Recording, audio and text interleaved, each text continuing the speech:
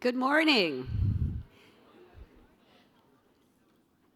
My name is Mari Offenbecher, and I'm the CEO of Schools Out Washington. On behalf of our staff and board, we want to welcome you to the beautiful city of Seattle and our evergreen state for the first ever national conference on after school and summer in partnership with the National Summer Learning Association. It is so great to see you all here bright and early this morning. Schools Out is an organization here in Washington which strives to strengthen after-school youth development and summer programs and empower youth through our focus on quality, equity, and advocacy. We are so thrilled to see over 1,000 people here today and over the next 2 days, gathered here because we all believe in the importance of forging a new path for equity and excellence in education. We're sold out, and I think this really speaks to our growing field and the growing awareness around the need to look beyond the school day when it comes to providing our young people with critical supports and services to help them reach their full potential. With us here today are after-school and youth development providers, educators, researchers, policymakers, funders, nonprofit, and community leaders, all here to engage in learning, networking, professional development, reflection, and growth.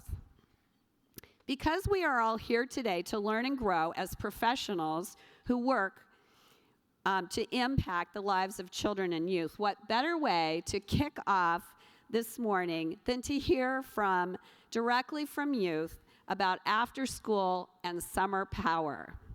Our partners at Real Girls, a Seattle nonprofit that supports young people to explore, critique, and author media through a feminist lens, produced this video. Please enjoy.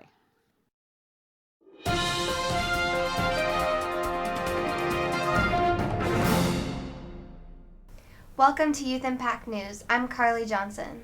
And I'm Devin Briggs. Breaking news. We are now getting word on an epidemic called SAS. SAS's power is being measured by scientists all over Washington state. SAS is also known as summer and after-school programs. Now to Lena with top scientists from Washington state. I'm here with scientist Leah Papa and scientist Kiana Babalta. What have you found in your research that you can share with us today? We have done some very intense studies and the results have been groundbreaking. Our studies have shown that the power of SAS is life-altering. Every youth taking SAS have displayed dramatic side effects. The youth are calling it SAS, however the scientific name is summer after school power. We have never witnessed results like this in our careers. It is seasoning youth with it and power, and the effects are expected to last a lifetime. This is undeniably something that deserves the attention of every taxpayer in Washington. What do you think of those scientific findings? Duh, of course summer and after school programs are fun. Now let's hear from the youth in Lakewood sharing their SAS stories. I'm Alexis Carter, and I've been coming here since 5th grade, and I'm now a senior in high school. My name is Winsha Eslava Madronio, and I am a senior now, and I started coming here when I was in 10th grade. My name's Tyreek Johnson. I first started coming here in 5th grade. I come to the club because I just love the people that surround me here. It's a lot of positive people, like especially the staff. I used to hang out with the wrong group of people, and I found a new group. They brought me here, and it really put me on track. My grades have got way better from coming here. Since I've started coming here, what's made me want to change into a mentor is seeing myself walk down the wrong path and getting in trouble and then not wanting to see a little child do that. So the opportunities that I get at the Boys and Girls Club are different from the school because at school you basically have to keep surrounded by your classmates. You don't get to actually reach out to the community. It's more like a club with classmates that you already have class with, so you don't get as in touch with diversity like between schools and everything.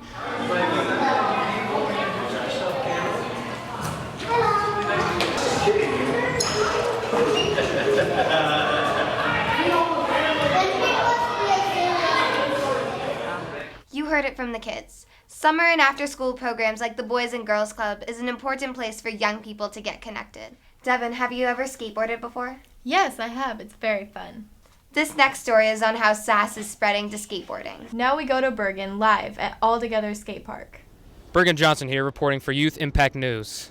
This just in, we don't need scientists to let us know how much fun is going on inside.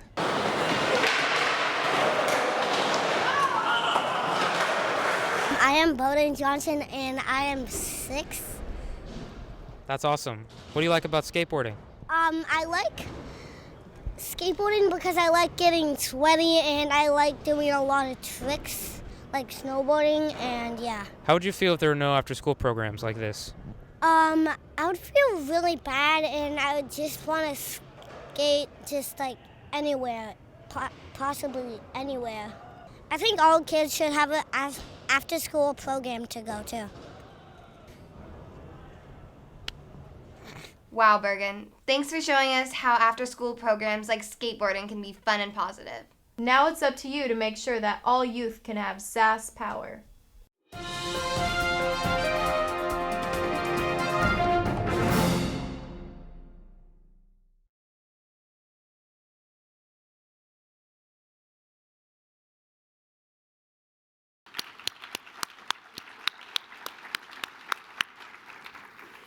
So I'm sure you agree that this is a really inspiring video made by youth to really talk about the after-school and summer power and really finding ways to actively engage young people in their own learning. Now, without further ado, I'm pleased to introduce for our official welcome, City of Seattle Deputy Mayor Hayoke Kim.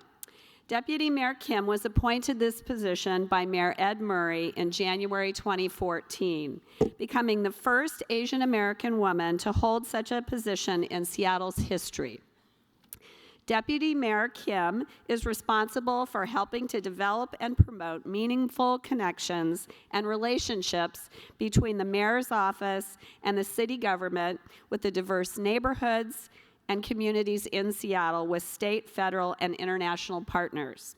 Before joining the Murray administration, she was executive director of Interim Community Development Association, a nonprofit affordable housing and community development corporation based in the Seattle Chinatown International District.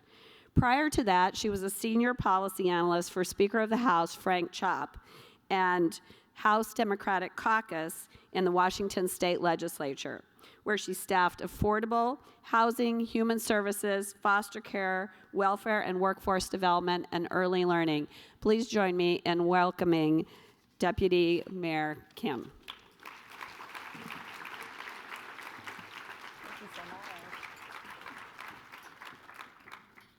Good morning, everyone. Oh, my goodness. This is a room full of educators because you guys know how to do it right back. It is my pleasure to welcome you to Seattle. I'm so thrilled to be here with so many of you and all the partners who have made this year's National Conference on After-School and Summer Learning possible, including Schools at Washington, the National Summer Learning Association, Seattle Public Schools, and the many educators, program providers, community leaders, policymakers, and researchers here today. Welcome. For those of you who are visiting our city, either for the first time or the first time in a long time, you are witnessing Seattle at a time of tremendous economic boom and growth. A headline in the Seattle Times last week read, quote, "Seattle skyline is tops in construction cranes, more than any other U.S. city," unquote. More cranes, in fact, than New York and San Francisco combined. And in the last year, Seattle cranes have increased by 38%. Now, what do construction cranes have to do with after school and summer learning, you ask? Quite a lot. To begin with, these cranes are the physical manifestation of a population explosion and economic transformation of our city, the likes of which we have not seen since the Klondike gold rush of the early 1900s. Unemployment in Seattle has dipped below 4%, down to 3.9%, And in the past 6 years, over 90,000 new people have come to call Seattle home, making Seattle one of the nation's fastest growing large metro cities. But this intense growth threatens to mask and in some cases exacerbate some deep-seated racial and economic inequities that persist in our society and in our city. For instance, Seattle is fairly segregated when it comes to housing and public education.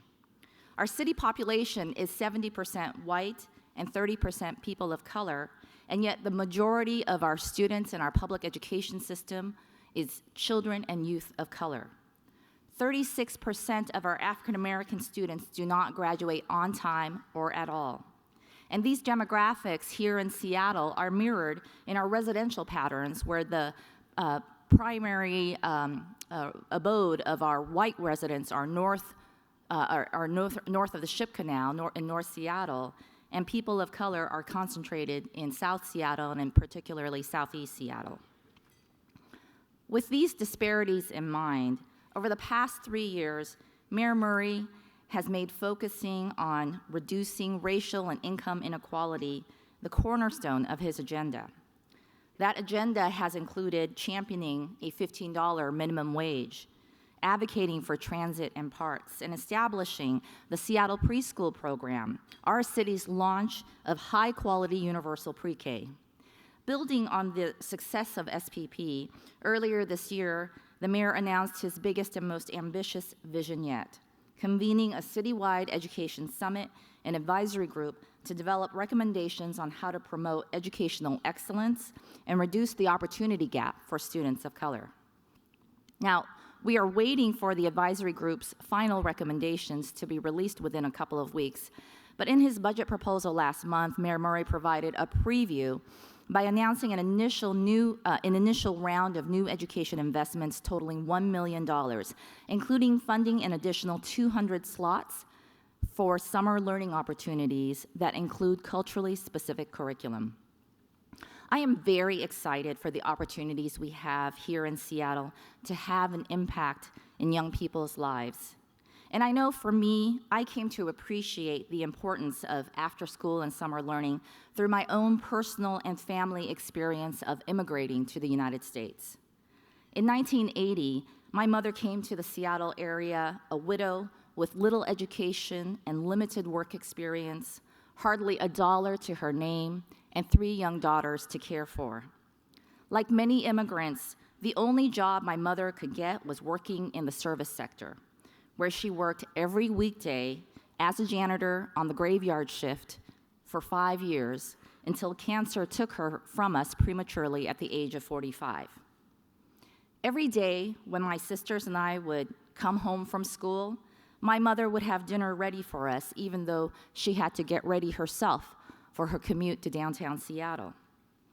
Every morning when we got up for school, our mother would have breakfast ready for us, even though she'd only managed to sneak in a couple of hours of sleep after coming home from a long night of work. As I think about the incredible work you and your organizations do for communities all across our country, I think about my mother. She was an immigrant woman who didn't have access to the enrichment activities that would have opened up equitable opportunities for her children. But she knew in her own way that education and year-long learning were the only way up for her daughters. I think about my mother who, when her cancer and chemo and radiation therapy forced her to quit her job, she still picked me up from school some days ready with a sandwich and hot chocolate. Those were her after-school activities for me. I think about my mother who bought me math and language worksheets during the summer to stimulate my intellect, even though she herself could not read or speak English. Those were her summer learning opportunities for me. These experiences shaped for me an incredible appreciation for what so many of you in this room know. After-school time is precious, and summer learning loss is real, and it disproportionately impacts low-income youth and youth of color. In fact, by the 9th grade, 2/3 of the achievement gap between low and middle and high income students can be attributed to summer learning loss. Providing high quality, engaging summer programming that is accessible to all students is critical to closing this opportunity gap. The theme of this conference is Dare to Disrupt. And part of that disruption is to rethink when, where, and how we support our children and youth, and how we work to break down barriers and build up the strength of all children, but especially children of color. I look forward to sharing more of what we're doing in Seattle and also learning from my fellow panelists here this morning.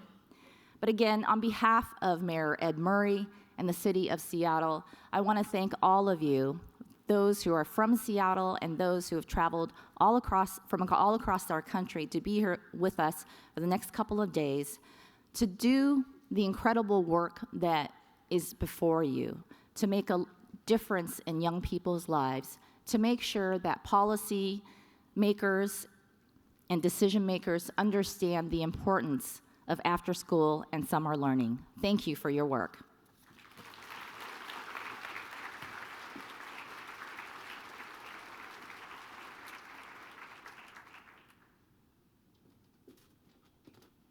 How about another round of applause for Deputy Mayor Kim? I think she got me in the right headspace for this conference. I kind of feel like maybe I don't need to talk anymore. That was amazing. I'm Sarah Pitcock. I'm the CEO of the National Summer Learning Association, and I am thrilled to also be here to welcome you to this amazing collaboration between NSLA and Schools Out Washington. After school and summer share so much. We share the adults who plan and work in our programs. We share the goals of keeping kids safe and learning year-round. We share the vision of hands-on, interest-based learning, and we share the very important young people that we serve in our programs. So 2 years ago, when we started planning this conference, we knew we had to come to Seattle. This city, this county, Tacoma, its neighbor, and this state are leaders in after-school and summer learning, and I'm really excited that you'll get to hear from some of those local champions this morning. I want to start by thanking some very important people who have made this conference possible.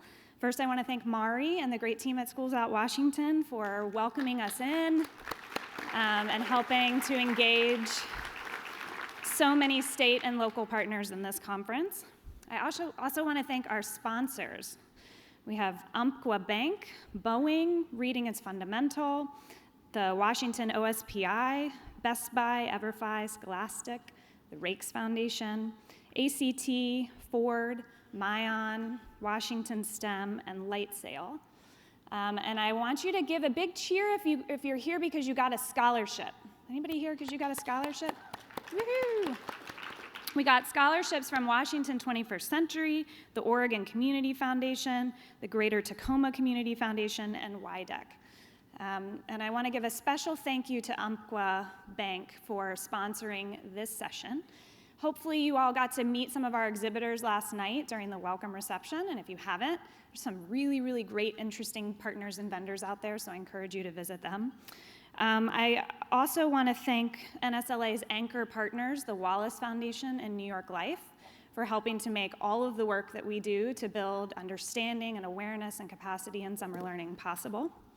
And finally, I want to thank the outstanding team at NSLA, including our conference manager, Ryan Berlin, and our outstanding board for all of their support and participation. So this morning, I want to share a little bit about what's new and notable in the summer learning field, and then we'll get right into our conference theme and our panel. We've had a big year. Shortly after last year's conference, we convened a series of 3 events at the White House as part of the Summer Opportunity Project, which was the first ever national effort to bring together summer learning, summer meals, and summer jobs at the federal level and the local level. So we brought together more than 20 communities, cross-sector teams from more than 20 communities.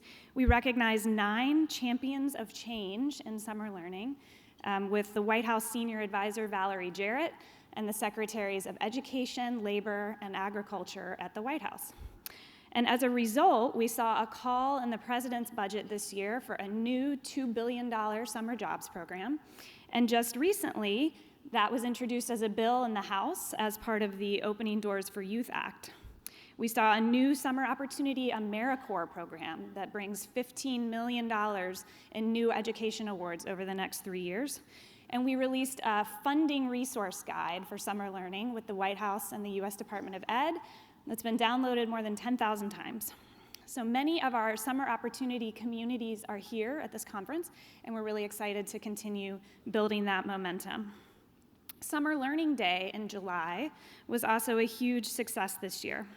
The First Lady recorded a PSA that aired on more than 850 iHeart radio stations. Hopefully you got to hear it. And Clear Channel also donated more than 1,000 digital billboards. Across the country, we had more than 1,100 Summer Learning Day events. Our hashtag, Keep Kids Learning, trended on Twitter. It was kind of the coolest thing that's ever happened. And we reached more than 11 million Twitter users with our hashtag this year on Summer Learning Day. Finally, 12 governors and several mayors issued proclamations on that day. And if you didn't participate in Summer Learning Day last year, just get ready for 2017. I believe it is July 13th, so mark your calendars. It's going to be bigger than ever. So all of that awareness building is leading to really tangible policy actions at the state and the federal level. This year, NSLA has been tracking more than 230 state bills focused on summer learning, ranging from literacy to STEM to workforce development. 50 of those bills have passed so far. At the federal level, the Congress has seen 49 bills related to after school and summer. A big win for the entire field was the passage of the Every Student Succeeds Act back in December, which preserved the 21st Century Community Learning Centers program and also opened some new doors for funding learning outside of the school day. So states are working now on their ESSA implementation plans, and they need to hear from you how summer and after school fit into your local education landscape. Congress is also currently working on their budget for 2017, and they need to hear from you too about how they should fully fund 21st Century and all of the other programs that you depend on to operate your summer and after school programs. So NSLA has an ESSA stakeholder guide to give you all sorts of tips and tools for engaging in those conversations at your state and local level. And we also have a workshop here at the conference focused on the Every Student Succeeds Act. All right, there have also been great advancements in research this year. RAND released new findings from the largest ever study on summer learning. The project, which was funded by the Wallace Foundation, seeks to find out whether voluntary district-led summer programs that combine academics and enrichment 5 days a week for at least 5 to 6 weeks can make a meaningful difference in helping low-income elementary students succeed in school. And the answer is yes. The impacts were educationally meaningful. High attenders, who are defined as attending at least 20 days of the program, performed better than the control group in math after 1 summer. After 2 summers, those high attenders performed better in math, in reading, and in social emotional skills. And their gains in math and reading were comparable to the learning that takes place in 20 to 25% of a school year. But we also learned from this study that young people that don't attend enough of the program do not benefit in a meaningful way compared to young people who aren't offered the program at all. So why is this research important? 1, I want you to use it to strengthen your case for what you're doing right. And 2, I want you to use it to make adjustments and an argument for doing things differently. Summer is over before we know it each year, and we don't have the luxury of not paying attention to research.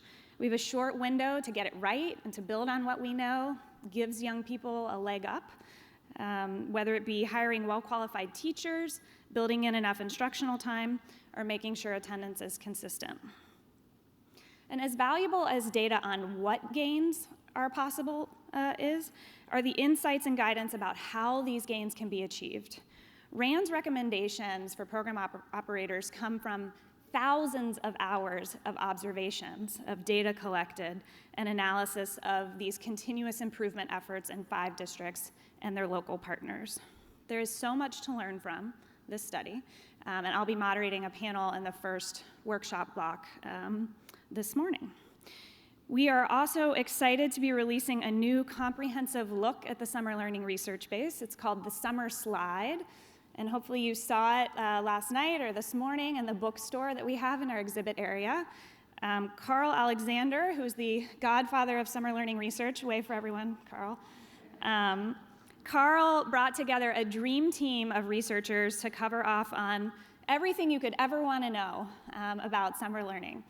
So we've got chapters on program quality, on parent engagement in the home environment, on funding, on policy, on evaluation. There's even a chapter on what summer learning is like in Canada, because haven't we always wondered? And I'm serious about that, because I always have. And there's a chapter on rural programs as well. So we'll be doing a book signing after this session, and I highly recommend, if you are nerdy at all about summer learning, that you check out the book. Okay, now I want to transition to our theme and to our panel. As you may know, after 10 years with NSLA, I will be stepping down as CEO in just a few short weeks. I've had the most incredible opportunity in 10 years to build expertise on this issue by crisscrossing the country and spending time visiting dozens of amazing summer learning programs. As we lead into our panel, Speaking Truth to Power, I want to share with you some of my reflections on our conference theme. So first, on daring to disrupt.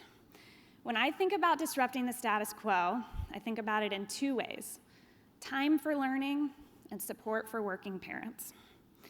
In 10 years, it's safe to say I have given more presentations on the need for summer learning programs than anyone else. Time and time again, I've spoken to superintendents, to mayors, to legislators, to corporations, and to foundations working to build support for our issue. And I'm sure many of you have had similar experiences to me. The research on after school and on summer is so compelling and so intuitive. So as we share this research, we get lots and lots of heads nodding, right? And people always agree, and yes, these issues are so important. And yet, we have not seen the kind of disruptive change that will be necessary for equity and excellence, that acknowledges that young people spend 80% of their time not in school. Paul Reville, a former Massachusetts Secretary of Ed and current summer learning champion, described it like this at our conference a few years ago. He said, "Currently, we treat K-12 education like a 50-yard dash. We fire a gun in kindergarten, and we expect all young people to finish the race in the same amount of time, despite the fact that some people are starting the race 20 yards behind the finish line, behind the starting line, and some people are starting the race 20 yards ahead of the starting line. It simply doesn't make sense to give all people the same education and the same amount of learning time." As I hope you know, because we talk about it so much, 2/3 of fourth graders in this country are not proficient in reading. 2/3. So I say, what do we have to lose by shaking things up and investing more in the truly inequitable times when school is out? Not only is investing in out-of-school time critical to the achievement and life success of students, it's critical to the success of their parents and caregivers as well. I read an op-ed in the New York Times a couple of weeks ago. It's entitled, "The Perpetual Panic of American Parenthood." And I bet parents in the audience can imagine like 30 things that could be about, right? There's so many things to panic about. But it's a really interesting analysis from an American living in France about how terrible our supports in this country are for parents. Yes, other wealthy nations do better to subsidize things like parental leave, childcare, after school, summer, and college. But so do less wealthy countries as well.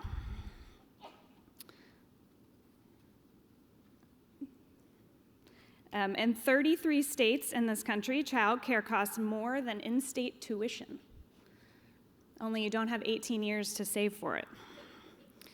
And the average cost of a week of summer programs nationally is $288. So this is not just a low-income problem, this is a middle-income problem. And that's why you've seen this issue of childcare come up in the presidential election of one of the only issues focused on children at all.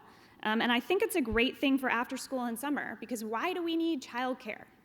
For the exact same reasons we need after school and summer, so parents can work and build a great life for their children.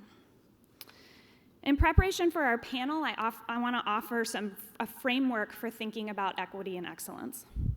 As I mentioned, in my career, I've worked with programs in every reach of this country. So I've been in the South Bronx, South LA, and the South Side of Chicago. I have also been deep in the woods. I have been on a blindfolded trust walk. I have climbed a mountain in California. I have been by a campfire.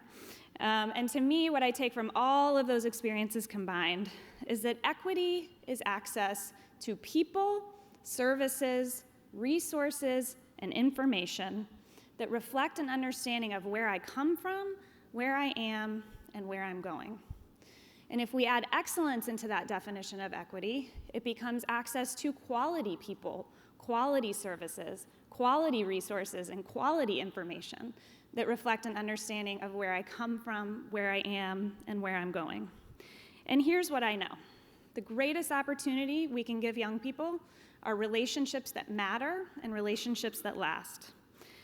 So as we think about relationships and equity, where should the bar be? How high should we aim? I always go back to one of my favorite programs, NJ LEAP. NJ LEAP is a rigorous year-round program in Newark for first-generation college hopefuls. In 9th grade, they participate in a constitutional law seminar in the summer, and during the school year, they participate in mock trial and debate after school. Throughout their 4 years in the program, they participate in professional internships, SAT prep, and the college application process. And while the instruction at this program is exemplary, it's really not what sets it apart for me. It's the incredible cultural capital they build and nurture in their students. They help them build networks where there were none, networks of lawyers and professors, networks of alums from the program that help them navigate the college application process and welcome them to campus with open arms. So many people who know where they come from, where they are, and where they're going. That is equity, and that is what higher income kids wake up to every day. That is the official end of my soapbox. And now I'm going to bring up the panelists so we can talk a little bit more and unpack this issue. So I'm going to ask our panelists to come up on the stage and take a seat, and I will introduce you. Yep. Come right on up. I want to mention, I know we were all very excited to have Rahima Ellis here at our conference, and she got reassigned to some election coverage, unfortunately, and won't be able to join us, but I will try to fill in a little bit of the media perspective, and we are super grateful for the panelists that we have. So we have Carla Santorno. Wave, Carla. She's the superintendent of Tacoma Public Schools. And there are many things I could say to introduce her, but one thing I thought was really interesting was that in 2010, Tacoma Public Schools had a graduation rate of 55%. And in 2015, that graduation rate was 82%.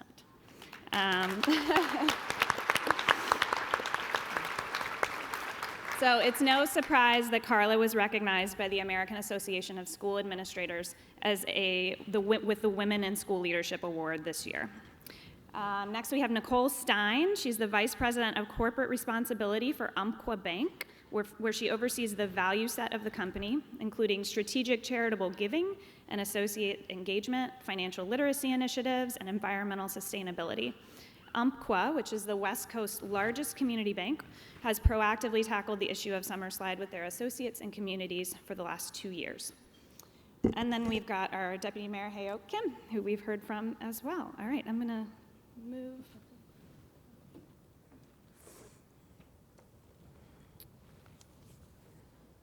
Okay, so I've had the chance to talk with the panelists over the last couple of weeks and get their perspective on equitable access to people, information, resources, and services. And that's how we're going to frame our panel today. And we will have time for audience question and answer at the end, so keep track of your questions, and we'll have you come up at the end. So I want to start by thinking about access to information, because I think it's a really important entry point for marginalized communities to get them engaged in the equity conversation. So my first question is for Deputy Mayor Kim. You mentioned the Education Summit that Mayor Murray hosted in April. Leading up to the summit, you held 16 community meetings on how the city can improve the K-12 opportunity gap, which really acknowledged that it's not just the school's responsibility, that everyone in the community has a role to play. Transparency is very important, and it's a way to improve equitable access to information. So what did you learn from those community meetings, and how will the mayor's office work to ensure that future education proposals have community input and buy-in, particularly from communities of color? Great. Well, thanks for that question. Let me start off by just giving a little historical context. When Mayor Murray took office in January 2014, it was very clear, and even prior to officially being sworn in, he came in sort of guns blazing, committed to raising Seattle's minimum wage to $15. And he pulled together a very diverse and disparate group of stakeholders together, basically got them in a room together, told them to work together and come up with a solution. It's kind of been sort of his signature methodology, very much informed by his 18 years in our state legislature prior to becoming mayor. But what often gets lost in sort of the hype around $15 minimum wage was the mayor had a very clear vision even back then that education was for him going to be perhaps the most important issue that he worked on. And so it was clear that he wanted to work on $15 minimum wage first. He wanted to take on housing affordability next. And then after that, he really was committed to basically using his political chits to work on education. And I will have to say that as a staff person, if anyone in this room has ever staffed an elected official, sometimes you use your inside voice and sometimes you use your outside voice.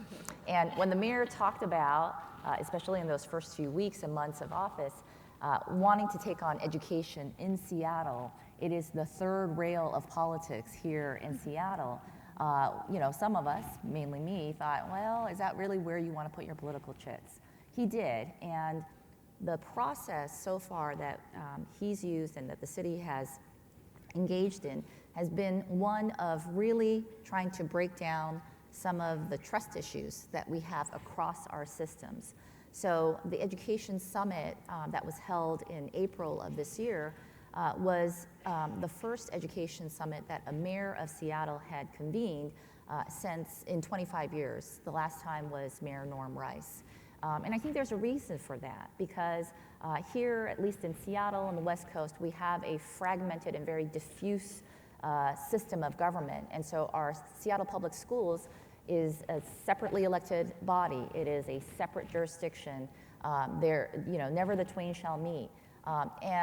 But the mayor knew that given the challenges of inequity that the city government was dealing with across the spectrum of a person's life, if the city government didn't have a clearer role to play in helping to interrupt and disrupt some of the trend lines that contribute to the disparate unemployment rates that we know exist in communities of color, for instance, that he was only going to be playing, putting a Band-Aid on the issues. And so we're very pleased and we're very appreciative of the fact that Dr. Larry Nyland, our superintendent here in Seattle Public Schools, along with our school board president, Betty Patu, really put their leadership out there to say, Mr. Mayor, there are lots of conversations about the city of Seattle and Seattle Public Schools and how we don't work well together.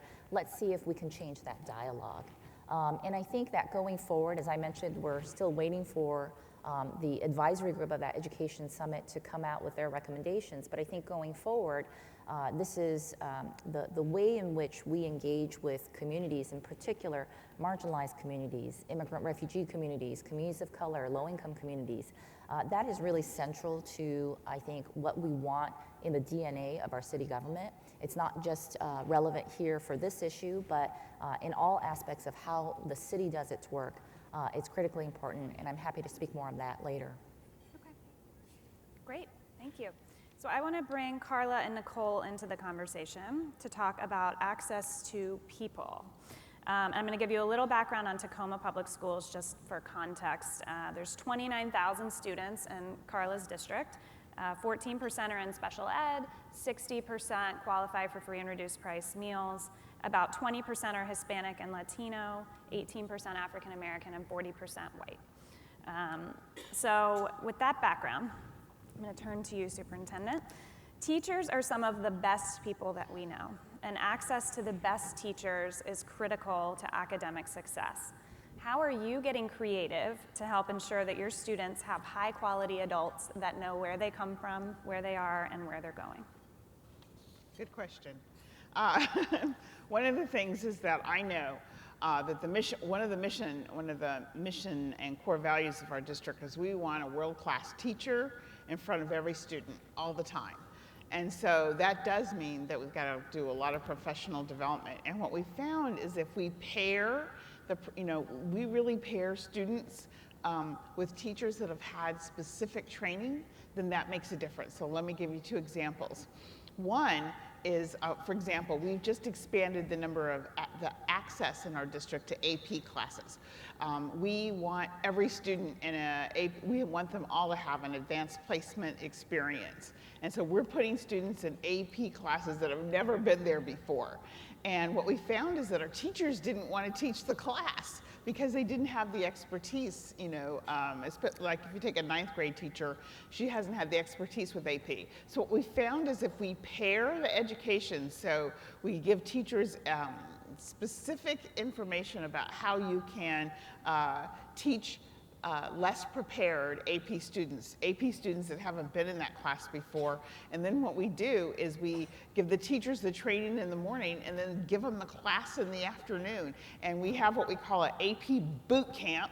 Got to change that name. Who wants to go to boot camp? But we need to get AP heaven or something and have kids come. But what's helped is then we have teachers that can get coached and get some information about how to do this class with students that haven't been in an AP class before. Another thing that we're doing district-wide, which is making such a difference, I'm so excited about it, is what we call the Whole Child Initiative. We've all heard this explosion of social emotional learning, and it doesn't come, it's not something that I'm a mission teacher, from the beginning of my career.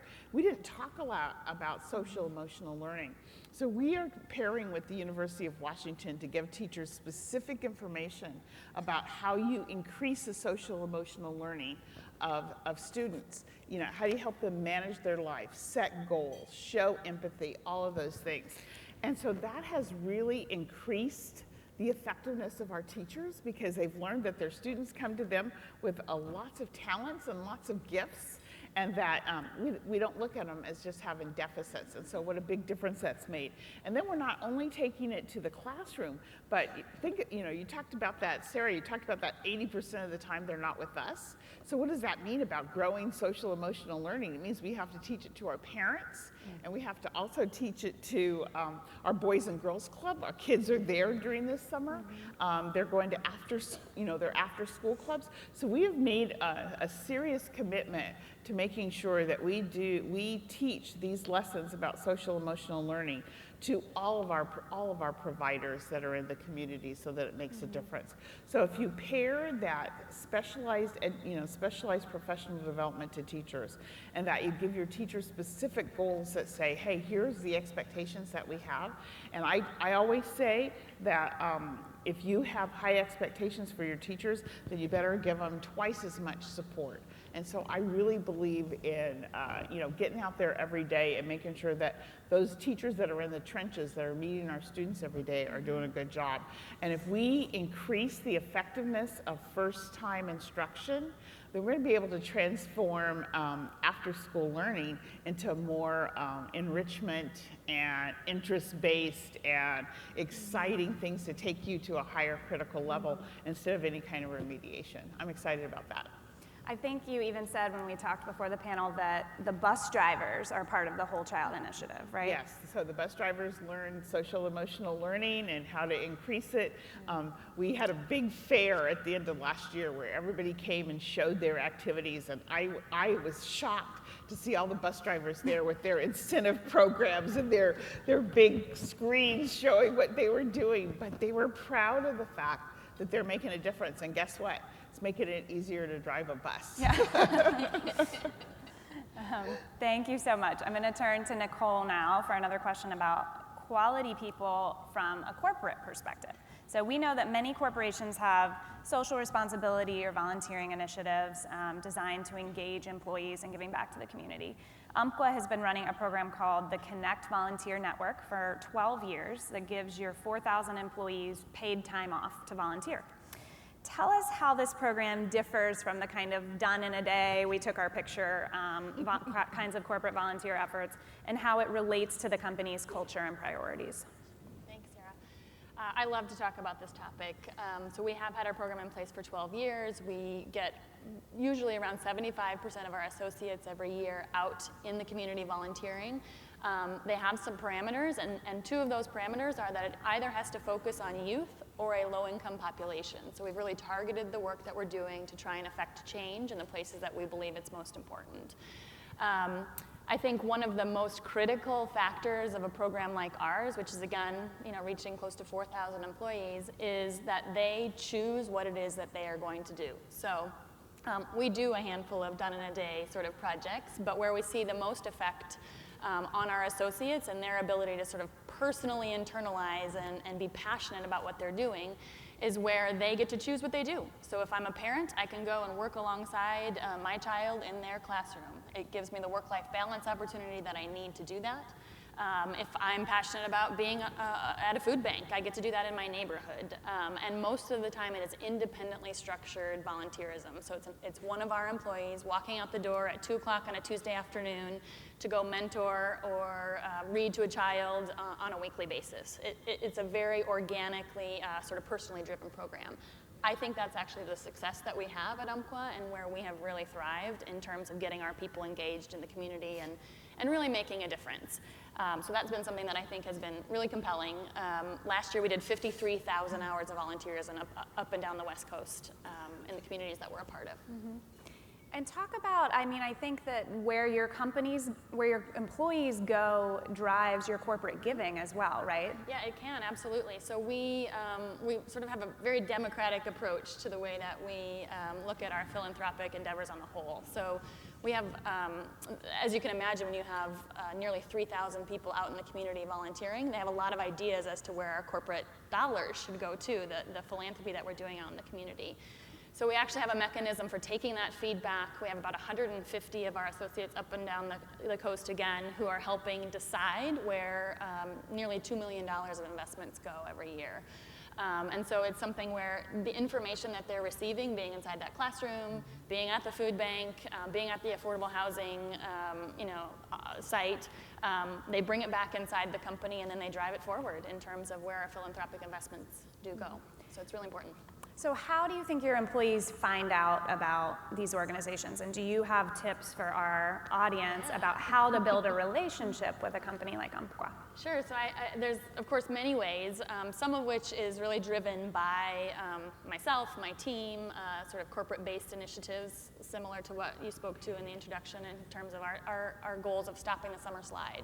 So through that initiative, we really tried to channel a lot of our volunteers toward some of the ideas and needs that were really present in their individual communities. The past 2 summers we've been doing that. So that's sort of a corporate-led effort where we're out there trying to do outreach and really connect into the organizations, nonprofits, schools who are doing the great work, and then sort of be the liaison. But I would say the vast majority of the way that an individual, so you have to think of these as community members, right? If we have 4,000 employees who are really your fellow community members who just have this 40-hour benefit of volunteerism that they can use, in the workday, they are amazing sort of change makers in and of themselves because they're individual community members who care about their local community. One of the best examples that I think I can come up with is down in Roseburg, Oregon, pretty small community. We have 2 gals from our finance and accounting team who every year in about August 15 reach out to the superintendent down there. He in turn connects them to every principal, who in turn connects them to every teacher in that district. They send out an email, which is super simple, that says Umpqua Bank has 500 employees in this community who have 40 hours of volunteerism to do. What do you need done? And they coordinate it. So it's just that sort of administrative side of saying, what are your needs, school district? And how we have an ability to help. So it's really organic and grassroots a lot of times as well. That's great. very relationship-based, I guess, is what you Yeah, and so I think what I heard from both Carla and Nicole's responses about access to quality people is we can build quality people. We can't assume that people inherently know how to be of value in promoting educational equity, whether that be teachers or corporate volunteers or parents. But by building relationships, by providing firsthand experience, by bringing people along with us on the journey, we can really help them to understand where our young people come from and where they are and where they're going. So let's shift and talk a little bit about services. I'm going to come back to you, Superintendent. I know the district has thought a lot about equitable access to services as well. So can you tell us more about how you approach services when school is out during that 80% of the time? Sure. The most important part about services is it has to meet 3 qualifications. Number 1, it has to be a perfect price, and the perfect price is free. It's got to be free. Secondly, it's got to be fun. It's got to be something I want to go to. Those statistics about attendance. So you got to make it so that I want to be there. And then number 3, it's got to be rigorous. So at the end of the time, you have to be smarter than you were when you walked in, even if you didn't know that you're smarter. And so what we're really working to do is provide those kind of qualities for all of our students.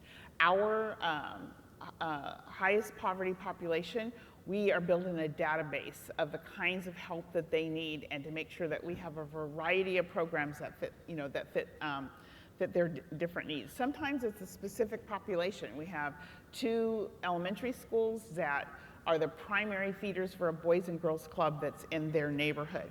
And so we work with that Boys and Girls Club. We know the names of those 158 students that go to that Boys and Girls Club. They're there all summer. And so we hire 2 of our teachers that are primarily their teachers and have them in the Boys and Girls Club and provide access to fun activities that also will help decrease that summer slide. And then we also train those same teachers, and we've trained everybody in that Boys and Girls Club to do the Whole Child Initiative.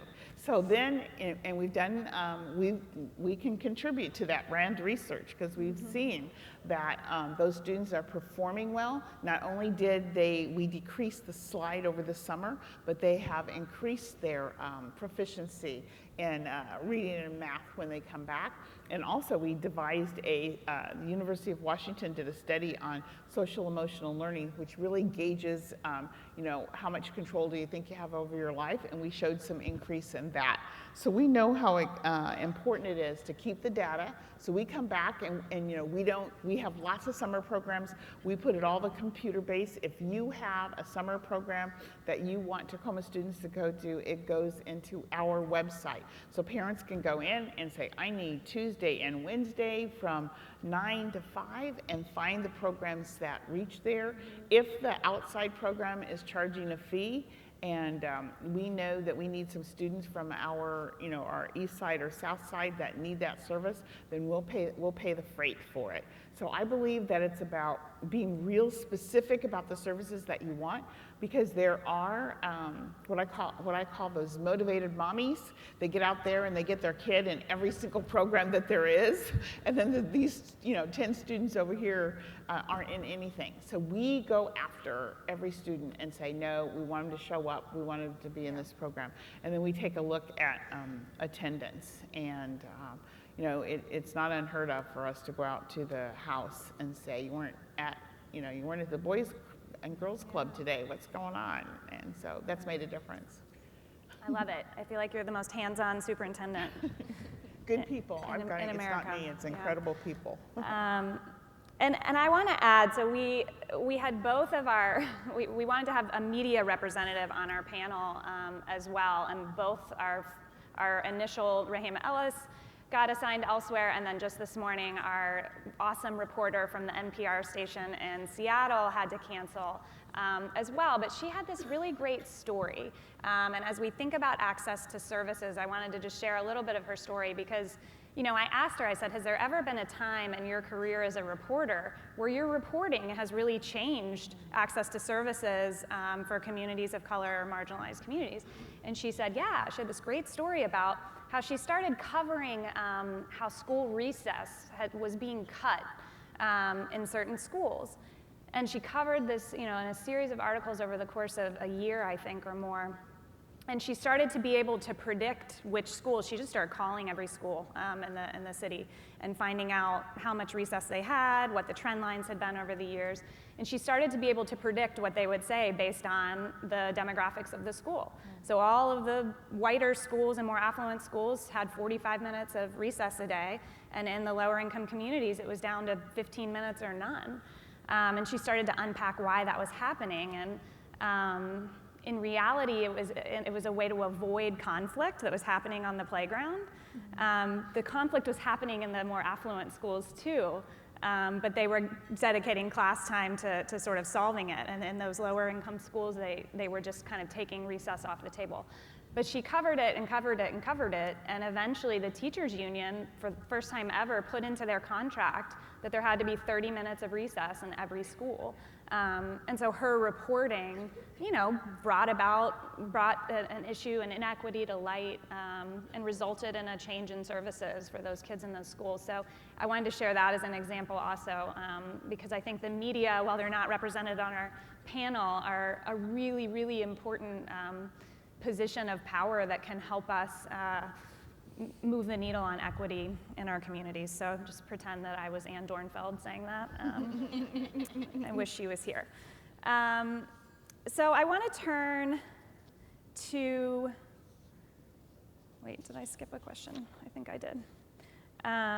Yes, Deputy Mayor Kim.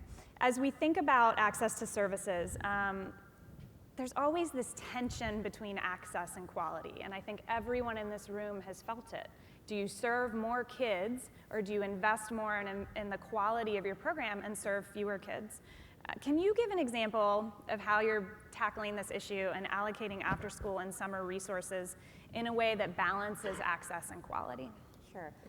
Let me first just speak to, I think, some of the things that I heard Nicole and Dr. Santorno talk about.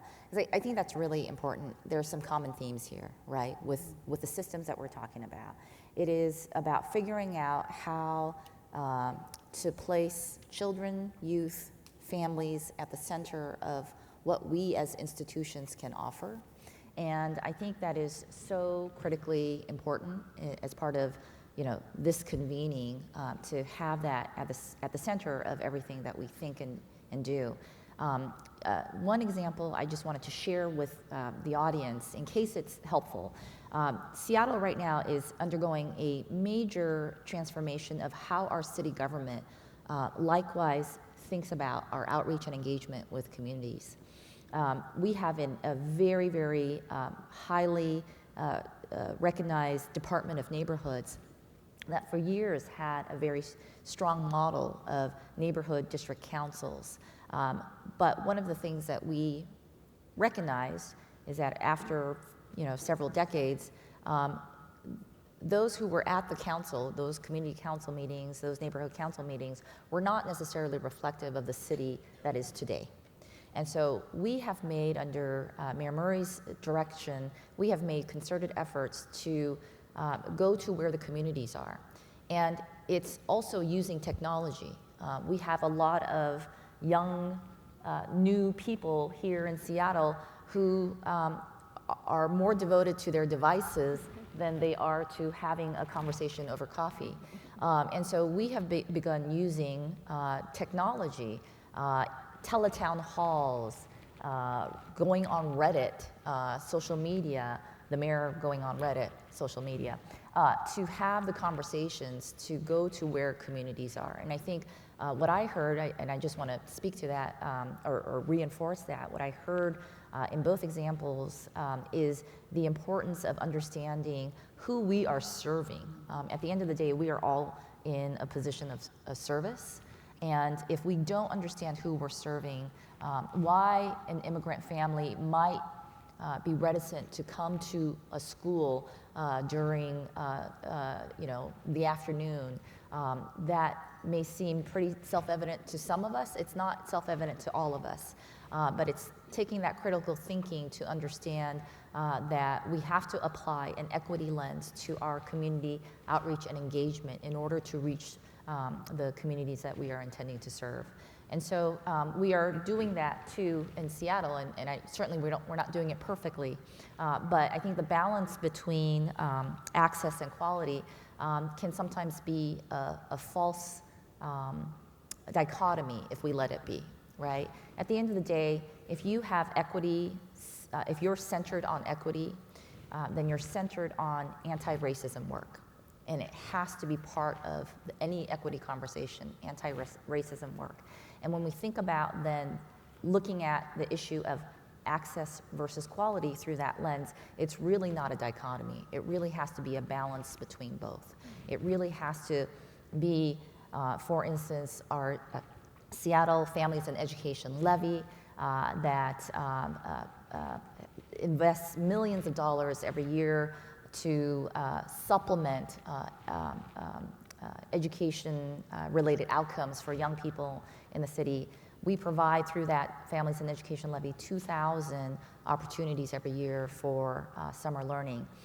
We are tying that very intentionally to making sure that those who are providing that service have quality expertise in how they deliver that service. We want that service to reach as many young people, especially people of color, especially young people in low-income communities as possible, but we're not going to sacrifice then the quality of service that they receive. Because at the end of the day, if we don't find that balance between the two, if we make one pitted against the other, we are ultimately doing a disservice to the young people that we are trying to reach. Okay, this is our last question before we go to the audience Q&A, and it's about access to resources. So I'm obviously turning to our bank for that question.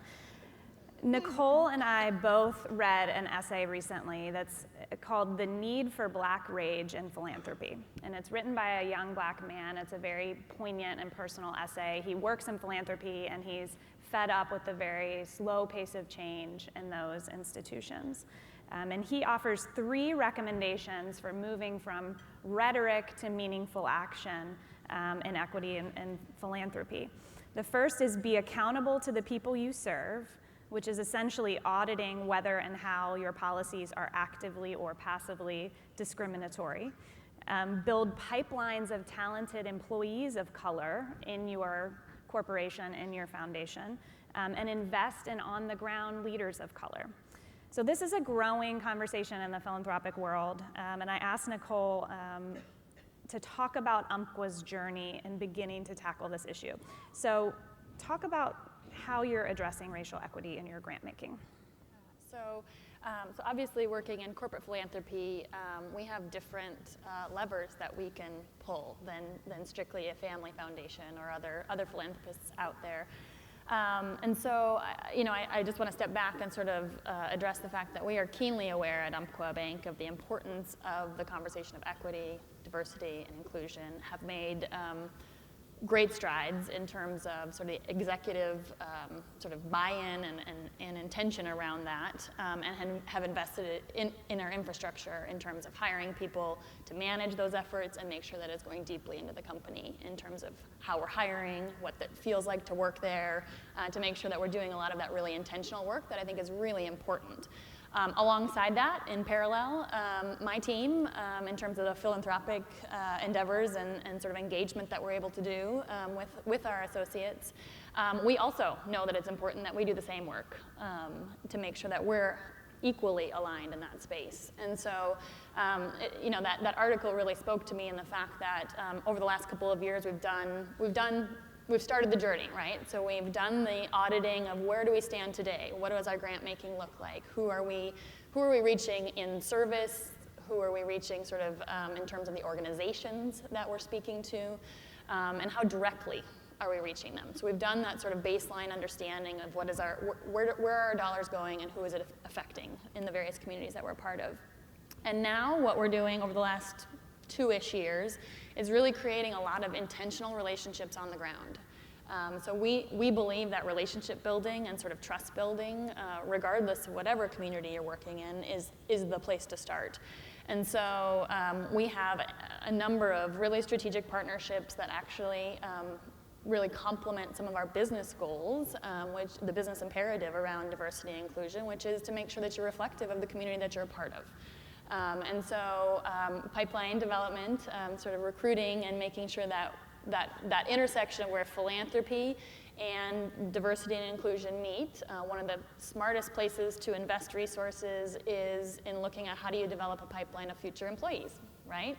And making sure that we start back at the way beginning of that pipeline and help really influence how it is that how kids are getting access to quality, after school, before care, inside schools, and then how are they pulling through into sort of college readiness, career readiness, and then how do we get in front of them, frankly, as a potential employer. So we have a couple of examples.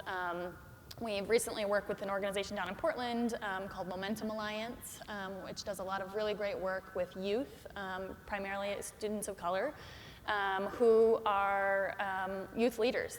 So we're doing a youth conference with them and really engaging them in that way. Just this past Friday, we had 25 students that we worked with 4 different really intentional culturally diverse organizations to bring them on site to our headquarters, have our CEO speak with them, sort of do walking a day in the life sort of in terms of being an executive of a company and really trying to both expose and then listen in terms of what those questions are that are coming back around what it's like to be in business. And so we've done I would say some really great work. We're on the journey, and I think that's the most important part. But we're really, again, sort of looking at that relationship building and that person-to-person, using our employees to really help really inform our strategy and keep it sort of evolving and moving forward.